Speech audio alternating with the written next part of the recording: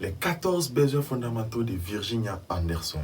Alors, salut à tous et bienvenue sur ma chaîne. Aujourd'hui, on va parler des 14 besoins fondamentaux de Virginia Anderson. Alors, si vous êtes nouveau dans la page, n'oubliez pas de vous abonner et d'activer la cloche des notifications pour ne rien rater des belles vidéos qui sont postées ici chaque samedi. Et si vous êtes encore gentil de me laisser un pouce bleu, ça serait encore plus cool. Alors, aujourd'hui, on est venu dans le cadre des soins infirmiers. Nous allons parler des 14 besoins fondamentaux de Virginia Anderson. Alors, qui est Virginia Anderson pour les soins infirmiers? Virginia Anderson, c'est une Américaine de Missouri qui est née en 1897 et morte en 1996. Elle est devenue infirmière en 1921 et a publié ses 14 notions en 1960. Alors, ces besoins ici, pour lui, elle a dit que ce sont des besoins dont une personne tant normale qui est malade doit nécessairement accomplir. Si la personne malade n'arrive pas à l'accomplir, donc l'infirmier est là pour l'aider. Alors, on va parler des 14 notions de Virginia Anderson. Je vais d'abord les citer et je vais vous les présenter dans ce tableau. Comme premier besoin de Virginia Anderson, le besoin de respirer. Deuxième besoin, besoin de manger et boire suffisamment. Troisième besoin, éliminer suffisamment par les voies normales. Quatrième besoin, s'émouvoir. Cinquième besoin, dormir et se reposer. Sixième besoin, choisir ses vêtements. Septième besoin, maintenir la température à la limite normale. Huitième besoin, entretenir la propreté. Neuvième besoin, éviter l'accident pour les malades et que les malades aussi ne soient pas un accident pour les autres. Dixième besoin, communiquer avec les autres. Onzième besoin, pratiquer librement sa foi. Douzième besoin, s'occuper à quelque chose. Treizième besoin, se distraire. Et quatorzième besoin, se renseigner, s'informer. Alors là, j'ai juste cité ces 14 besoins fondamentaux et de là, je vais vous les présenter dans ce tableau qui est juste derrière moi. Alors, comment se présentent les tableaux? Si vous voyez bien, peut-être que vous n'allez pas bien voir les tableaux, mais je vais vous expliquer. Les tableaux ici, notre première colonne, c'est le besoin perturbé du patient. Deuxième colonne, problème du malade. Troisième colonne, objectif. Et quatrième colonne, intervention infirmière. Et cinquième colonne, le résultat qu'on va obtenir. 1. Si le patient, donc une personne, la respiration est perturbée, comme si, vous allez voir, besoin perturbé, la respiration normale. La respiration normale est perturbée. Ici, problème du malade, ça peut être la dyspnée ou autre maladie qui attaque la respiration. Comme notre objectif attaque infirmier, infirmière, c'est d'obtenir une respiration normale. Comme intervention infirmière, l'infirmier doit aérer la salle, positionner les patients dans la position assise ou semi-assise et donner l'oxygène sur prescription médicale. Et comme résultat qu'on va obtenir la respiration normale. Alors, deuxième besoin perturbé, besoin de manger et de boire suffisamment. Comme problème du malade, ça peut être l'anorexie et soif. Anorexie, c'est la manque d'appétit et soif. Comme notre objectif ici, on a besoin que les malades arrivent à manger et à boire. Comme intervention infirmière, donc donner des jus de fruits, donner des médicaments apéritifs comme les bons appétits, donner à boire. Et comme notre résultat, appétit retrouvé et soif soulagé. Alors, comme troisième besoin qui est perturbé, s'émouvoir. Donc les patients n'arrivent pas vraiment à s'émouvoir. Donc, le problème du malade, c'est des douleurs thoraciques qui l'empêchent de marcher ou peut-être de faire des exercices. Notre besoin est que le patient arrive à marcher. Intervention infirmière, ce que l'infirmière ou infirmier doit faire, c'est lui donner des exercices physiques, faire marcher en soutenant les malades et comme résultat, si j'ai oublié d'écrire, comme résultat, les patients arrivent à s'émouvoir.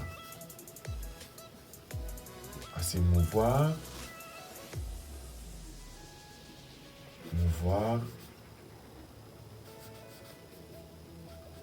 et à marcher.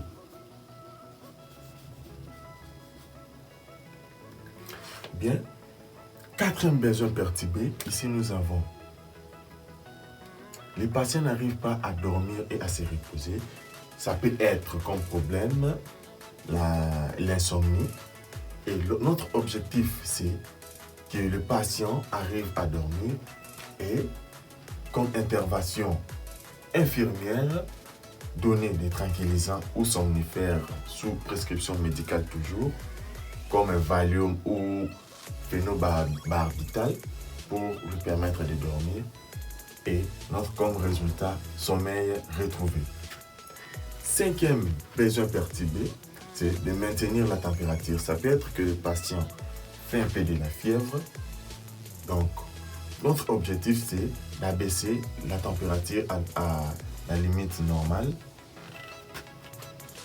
Intervention infirmière recommandée peut-être au patient un bain froid et en lui faisant un enveloppement humide. Donc, vous trempez un habit peut-être dans l'eau et vous le mettez sur la tête. C'est ce qu'on appelle l'enveloppement humide.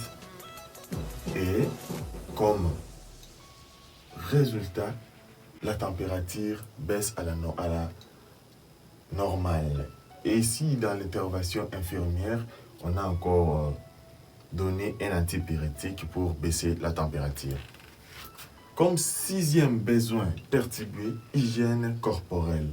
Comme problème du malade, douleur intense, la parotomie. Comme objectif, notre objectif que les malades soient propres. Intervention infirmière, c'est recommander un bain complet. Comme notre résultat, on aura donc un malade propre. Septième besoin perturbé, c'est la communication avec les autres. Comme les patients, comme les problèmes, c'est que les patients est hospitalisé. Notre objectif est que les patients arrivent à communiquer avec les autres.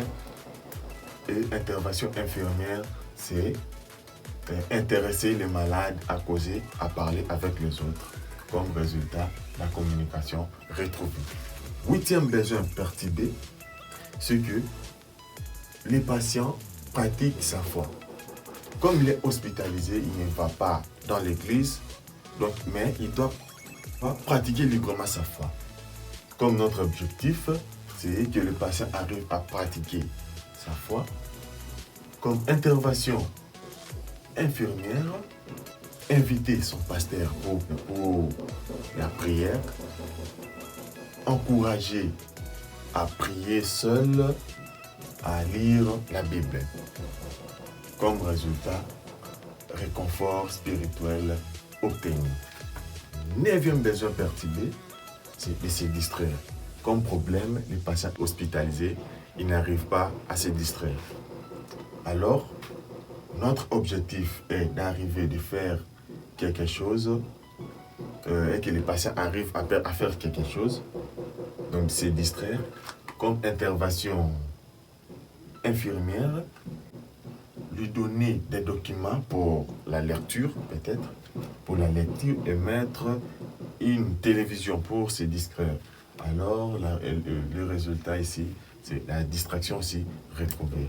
Et ici, comme dixième besoin perturbé, c'est que s'occuper à quelque chose. Donc, cas problème, toujours l'hospitalisation. Donc, quand une personne est hospitalisée, il se croit inutile, donc abattu. Notre objectif ici, c'est qu'il arrive à faire quelque chose qui va lui permettre de se sentir utile.